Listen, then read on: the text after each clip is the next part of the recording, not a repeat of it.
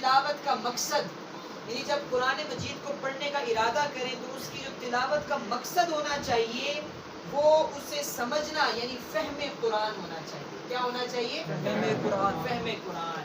قرآن مجید کو پڑھنے کا کیا مقصد ہے جی؟ پڑھی بولیے نا. فہم قرآن. قرآن مجید کو پڑھنے کا مقصد ہے فہم قرآن. فہم قرآن. فہم کہتے ہیں سمجھنے کو، یعنی اس لیے پڑھا جائے قرآن مجید کو کہ اسے سمجھا جائے، اسے سمجھا جائے. تو اصل مقصد پڑھنے کا یہ ہے کہ اسے سمجھا جائے. اب ذرا ہم جائزہ لیتے ہیں، کیا ہم قرآن مجید کو پڑھتے ہیں سمجھنے کے لیے کہ کسی اور مقصد سے پڑھتے ہیں؟ ہم ثواب کی نیت سے پڑھتے ہیں. ہم تو ثواب کی نیت سے پڑھتے ہیں. کبھی چیلم پہ پڑھ لیا، کبھی ہم نے پڑھ لیا جناب کسی کی گلخوانی ہے اس پہ پڑھ لیا، کسی کو اصالِ ثواب دینے کے لیے. وگرنہ ہم قرآن مجید کو پڑھتے نہیں ہیں. پڑھتے نہیں ہیں تو فقط رمضان شریف میں ختم کرنا ہے تو اس کے لیے پڑھ لیتے ہیں.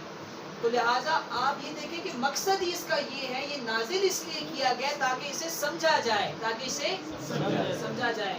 شاہ صاحب پچھلی کلاس میں ہم نے ایک آیت پڑھی تھی جو آپ کو یاد ہوگا کہ سورہ یوسف کی ہم نے پڑھا تھا کہ قرآن مجید کو اللہ پاک نے عربی میں اس لیے اتارا تاکہ اسے سمجھا جائے. لعلکم تعقلون.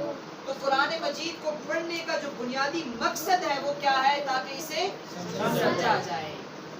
تو لہٰذا سمجھا تو تب جائے گا جب اسے پڑھنے کا طریقہ سیکھا جائے گا، اور جب پڑھنے کا طریقہ آئے گا تو پھر ترجمہ پڑھنے کا طریقہ سیکھا جائے گا اور پھر اسے سمجھا جائے گا. اور پھر سمجھ کر آگے کیا مقصد ہے کہ قرآن مجید کو پڑھنے کا مقصد ایک تو سمجھنا اور اس کے ذریعے اللہ کی رضا کو حاصل کرنا. سبحان اللہ. اللہ کی رضا کو حاصل کرنا، یہ بنیادی مقصد ہے قرآن مجید کو پڑھنے کا.